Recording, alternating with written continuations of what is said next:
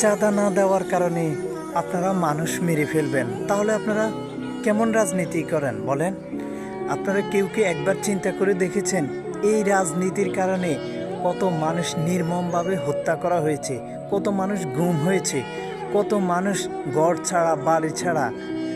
আপনারা কেমন রাজনীতি করেন? রাজনীতির নামে যদি আপনারা ঘর ছাড়া হতে হয় ক্ষমতা অপব্যবহার করলে, এটি কেমন রাজনীতি?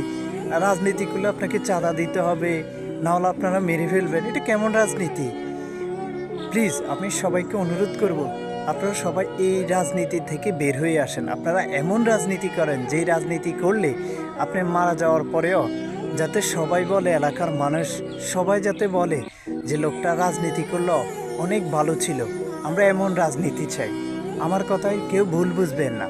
আমরা আসলে এই রাজনীতি চতুর্দিকে খালি নেতা নেতা, এটি কেমন দেশে আছি? আল্লাহ আল্লাহ, তুমি আমাদেরকে হেদায়েত দান করিও। সবাই ভালো থাকবেন, সুস্থ থাকবেন। আসসালামু আলাইকুম।